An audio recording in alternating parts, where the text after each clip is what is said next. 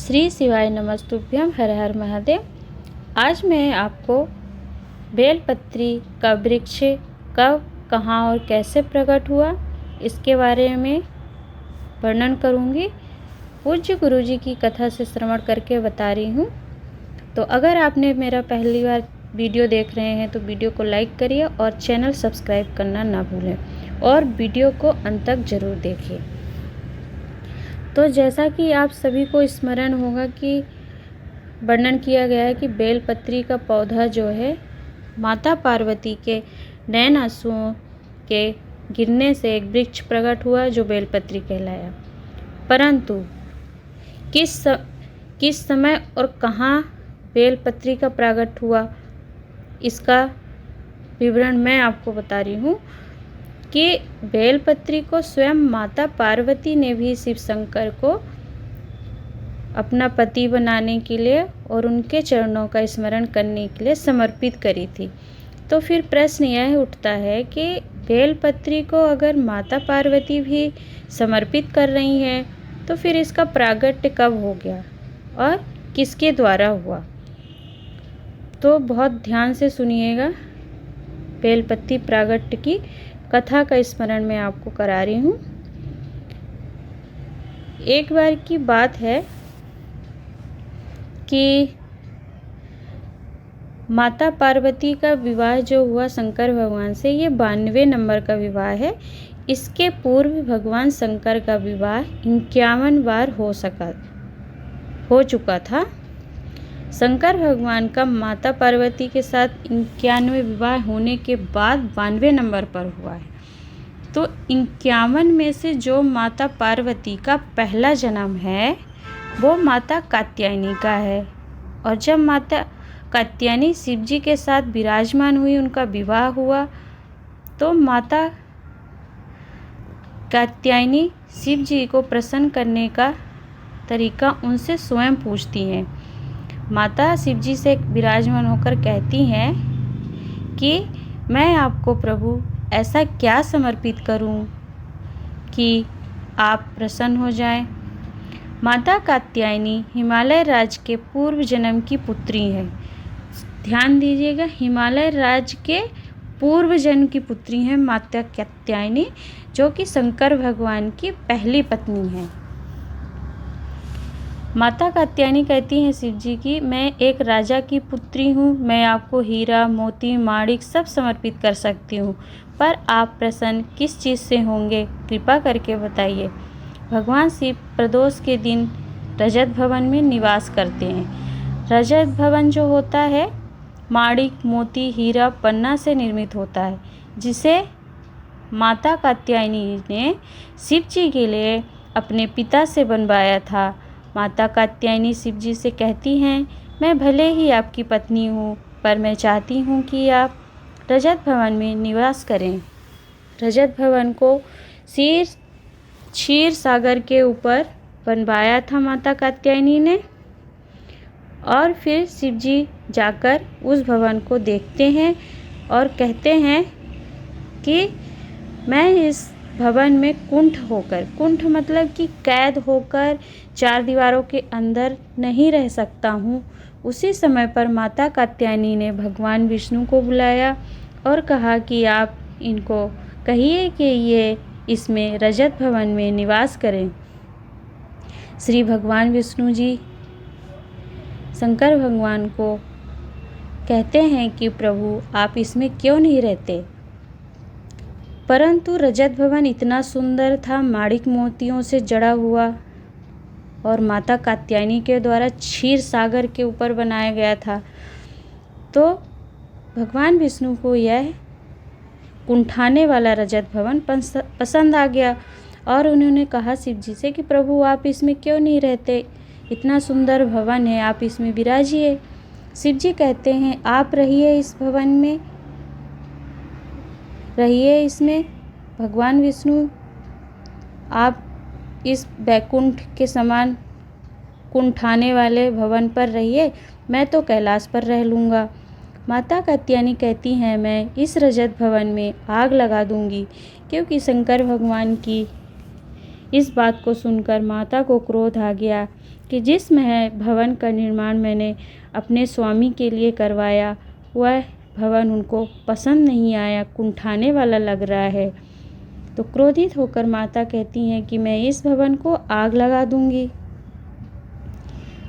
तब भगवान शिव रजत भवन को कुंठाने वाला कहते हैं और वैकुंठ के समान भगवान विष्णु को दे दिया। भगवान शंकर कहते हैं कि ये कुंठाने वाला जो रजत भवन है इसे आप रख लीजिए। तो वैकुंठ का निर्माण माता कात्यायनी ने करवाया था भगवान शिव के लिए।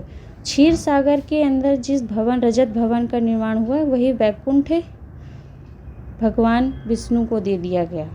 माता कात्यायनी गई और इस दृश्य को देखकर कि इतना सुंदर वैकुंठ भगवान विष्णु को दे दिया गया और भगवान शंकर को वह प्रसन्न नहीं आया, क्योंकि माता प्रसन्न करने के लिए बनवाई थी। तो माँ कात्यायनी एकांत में बैठकर अपने नेत्रों से जल की कुछ बूंदें निकली, क्रोध से जल बहने लगी। उसी माता के जल से एक वृक्ष का प्रागट्य हुआ जो बेलपत्री का वृक्ष कहलाया। तो जैसा कि आपको स्मरण हो गया कि बेलपत्री का पौधा माता कात्यायनी के नयनों से प्रकट हुआ, जो कि माता पार्वती के रूप में अवतरित हुई। 92वें नंबर की माता पार्वती भगवान शंकर की श्री पत्नी है। तो आशा करती हूँ कि आपको बेलपत्री की प्रागट्यता की कथा पसंद आई होगी। अब मैं आपको बता रही हूँ कि माता पार्वती ने भगवान शंकर से प्रश्न किया कि हे प्रभु, अगर यह बेलपत्री का पौधा मेरे द्वारा पूर्व के जन्म से मेरे आंसुओं से उत्पन्न हुआ है तो फिर इसमें इतने कांटे क्यों हैं?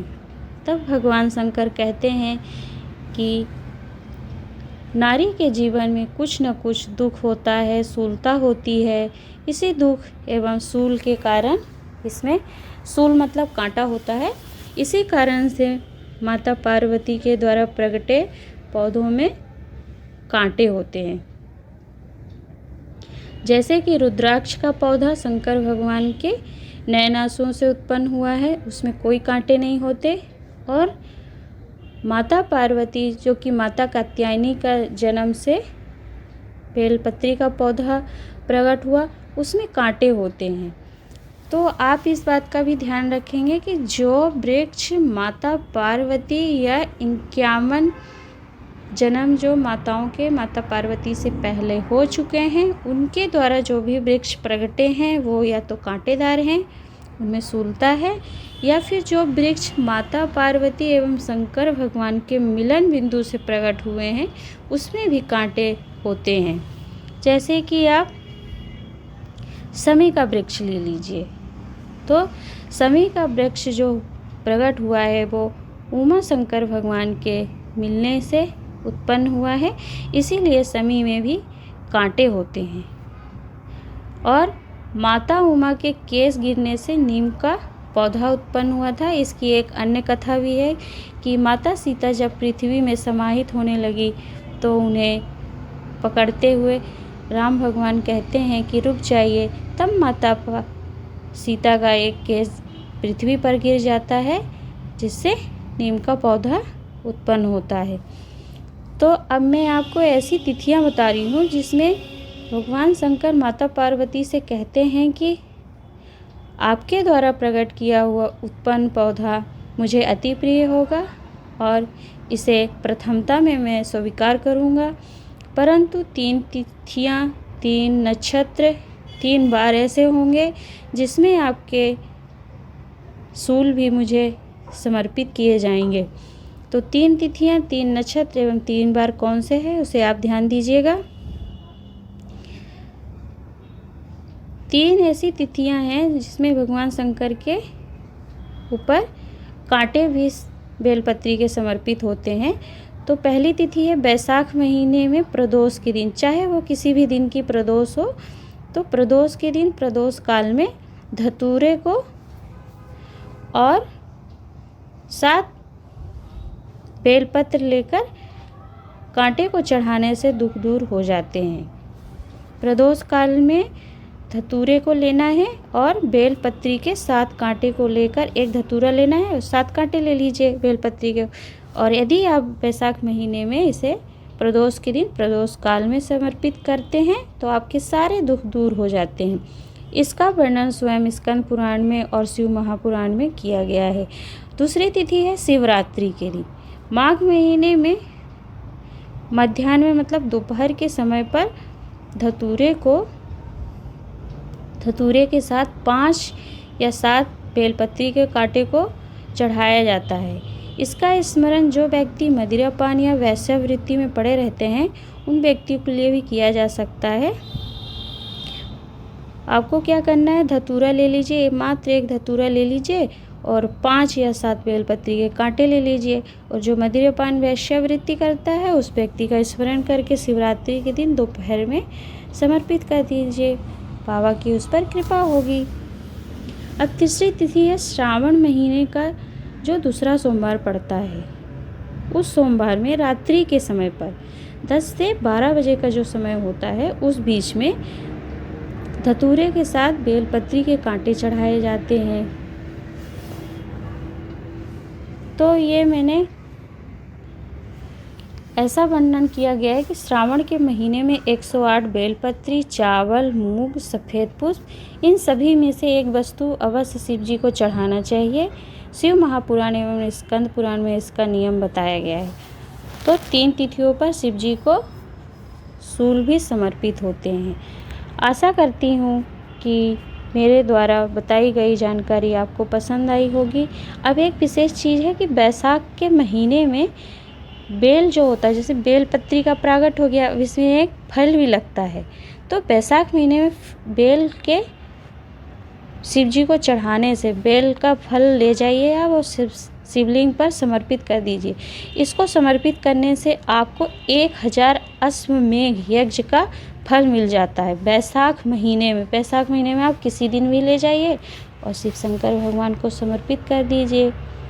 श्री शिवाय नमस्तुभ्यम। हर हर महादेव।